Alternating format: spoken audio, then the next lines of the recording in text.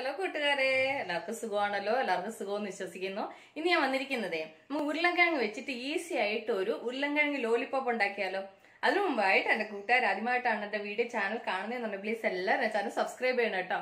Subscribe ചെയ്യണം. അതുപോലെ തന്നെ ബെല്ലൈക്കൻ പ്രസ് ചെയ്തിട്ട് ഓൾന്ന് കൊടുത്താലേ ഞാൻ ഡെയിലി ഇടുന്ന വീഡിയോ നോട്ടിഫിക്കേഷൻ കിട്ടത്തുള്ളൂ.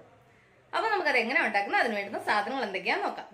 അതിനുവേണ്ടി ഞാനൊരു 3 ഉരുളൻകിഴങ്ങ് വേവിച്ച് ഇത് തിരികെ വെച്ചതാ കേട്ടോ. ഞാൻ ചെറിയ ഉരുളൻകിഴങ്ങ് ആയതുകൊണ്ടാണ് 3 എടുത്ത്. നിങ്ങൾക്ക് വലിയതാണെങ്കിൽ 2 ആവശ്യത്തിന് എടുക്കാം കേട്ടോ. ഇച്ചിരി കൂടിയെന്ന് വിചാരിച്ച് കുഴപ്പമൊന്നുമില്ല. നിങ്ങൾക്ക് എത്ര വേണം അതിനനുസരിച്ചിട്ട് എടുത്തോ. ഞാനിപ്പോൾ ചെറുതായതുകൊണ്ട് 3 എടുത്തു. ഇനി ഇത് ഒന്നും കൂടെ നന്നായിട്ട് ഉടയ്ക്കാം. കാരണം വെച്ചാൽ ഇത് എങ്ങും കട്ട ഉണ്ടാവാൻ പാടില്ല. അതുകൊണ്ടാണ് ഞാൻ ചീകി എടുത്തിട്ടും പിന്നെ ഞാൻ ഒന്നും കൂടെ ഉടയ്ക്കുന്നത്. കണ്ടില്ല, അപ്പം കട്ടയൊന്നും ഇല്ലാതെ ഉടച്ചു. ഇനി നമുക്ക് ഇതിലേക്ക് 2 ടീസ്പൂൺ കോൺഫ്ലോർ, എന്നിട്ട് അതിന്റെ കൂടെ 1 സവാള ചെറുതായിട്ട് അരിഞ്ഞത്, 2 പച്ചമുളക് ചെറുതായിട്ട് അരിഞ്ഞത്, കുറച്ച് മല്ലിയില ചെറുതായിട്ട് അരിഞ്ഞത്, 1 ടീസ്പൂൺ ഇഞ്ചി വെളുത്തുള്ളി പേസ്റ്റ്, ഒരു 1/4 ടീസ്പൂൺ മഞ്ഞൾപ്പൊടി, 1 ടീസ്പൂൺ മുളക് പൊടി, 1/2 ടീസ്പൂൺ മല്ലിപ്പൊടി, 1/2 teaspoon garam masala, 1/4 teaspoon chat masala, എന്നിട്ട് ആവശ്യത്തിന് ഉപ്പ്. എന്നിട്ട് ഇത് ഇത്രയും കൂടെ കൈകൊണ്ട് നന്നായിട്ട് മിക്സ് ചെയ്യണം. നിങ്ങൾക്ക് ക്വാണ്ടിറ്റി കൂടുതൽ വേണമെങ്കിൽ അതിനനുസരിച്ചിട്ട് സാധനങ്ങൾ കൂടുതൽ എടുക്കണം കേട്ടോ. നിങ്ങൾ ഇത് കൂടുതൽ എടുക്കുമ്പോൾ അതിനനുസരിച്ചിട്ട് മസാലകളായാലും ഉരുളൻകിഴങ്ങായാലും കൂടുതൽ എടുക്കണം.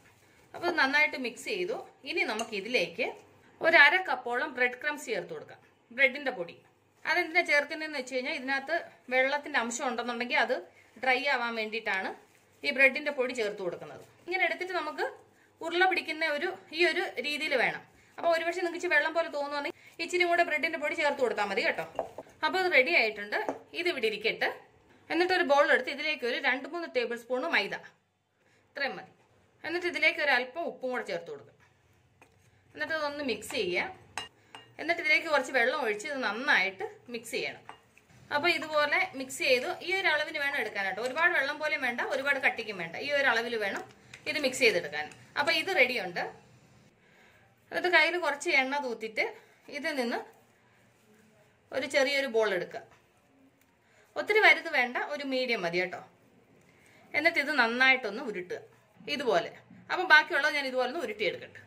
അപ്പം അല്ല, ഇതുപോലെ ഉരുട്ടിയെടുത്തു. ഇനി എന്നാ ചെയ്യണമെന്ന് വെച്ചാൽ നമ്മളത് റെഡി ചെയ്ത് വെച്ച മൈദമാവിന്റെ ഇതുണ്ടല്ലോ, ഇതിലേക്ക് ഇതൊന്ന് ഇട്ട് ജസ്റ്റ് ഇതിനകത്തോട്ടൊന്ന് മുക്കിയം വെച്ച് കുറച്ച് ബ്രെഡ് ക്രംസ് എടുത്തിട്ട് അതിലേക്ക് ഇതൊന്ന് മുക്കണം. ബ്രെഡിന്റെ പൊടിയിൽ ഇതുപോലെ മുക്കിയെടുക്കണം. ഇനി ഇത് ചൂടായ എണ്ണയിലിട്ട് ഫ്രൈ ചെയ്യണം. അപ്പോൾ എണ്ണ ഞാൻ ആൾറെഡി ചൂടാക്കാൻ വെച്ചാൽ എണ്ണ നന്നായി ചൂടായി. ഇതിലേക്ക് നമുക്ക് ഇതോരോന്ന് ഇട്ട് കൊടുക്കാം. ഇതൊന്ന് ഫ്രൈ ആകുമ്പോൾ ഇതോരോ സൈഡ് ഇതുപോലെ ഒന്ന് തിരിച്ചിട്ട് കൊടുക്കണം. തീ കുറച്ച് വെക്കണം. ഒരുപാട് തീ വെക്കല്ലേ. അപ്പോൾ നന്നായിട്ടൊന്ന് ഫ്രൈ ആവട്ടെ. അപ്പോൾ നന്നായിട്ട് ഫ്രൈ ആയിട്ടുണ്ട്. അപ്പോൾ ഇത് ഞാനൊരു സെർവിങ് പ്ലേറ്റിലോട്ട് മാറ്റട്ടെ. കണ്ടില്ലേ, നമ്മൾ എത്ര ഈസി ആയിട്ട് നല്ല ക്രിസ്പി ആയിട്ട് കേട്ടോ. കാണുമ്പോൾ മനസ്സിലാവുന്നില്ല എത്ര നല്ല ക്രിസ്പി ആയിട്ടുണ്ട്. നമ്മൾ ഈ ബ്രെഡിന്റെ പൊടിയൊക്കെ വെച്ച് ഉണ്ടാക്കിയിട്ടുണ്ടല്ലോ, നന്നായിട്ടുണ്ട്. ഇത് മക്കൾക്ക് നിങ്ങൾ ഉണ്ടാക്കി കൊടുത്തു കഴിഞ്ഞാൽ കൊണ്ട് എത്ര പെട്ടെന്ന് പാത്രം കാലിയാവുന്ന അത്ര പെട്ടെന്ന് കാലിയാവും. വലിയ സമയമൊന്നും വേണ്ട, അധികം സാധനങ്ങളൊന്നും വേണ്ട. നമ്മുടെ വീട്ടിലുള്ള സാധനങ്ങൾ മാത്രം മതി. അപ്പൊ എന്റെ കൂട്ടുകാർ എല്ലാവരും ട്രൈ ചെയ്യണം കേട്ടോ. നിങ്ങൾ എല്ലാവരും ട്രൈ ചെയ്യണം. നിങ്ങൾ ട്രൈ ചെയ്ത് നിങ്ങൾക്ക് ഇഷ്ടപ്പെട്ടാൽ നിങ്ങളുടെ ഫ്രണ്ട്സിന് ഷെയർ ചെയ്യുക, ലൈക്ക് ചെയ്യുക, വാല്യുബിൾ കമന്റ്സ് ഇടുക. അപ്പൊ നാളെ നമ്മൾ രുചികരമായ പുതിയ വീഡിയോയും പുതിയ റെസിപ്പി ആയിട്ടാണ് നാളെ നമ്മൾ വീണ്ടും കാണും വരെ ബൈ.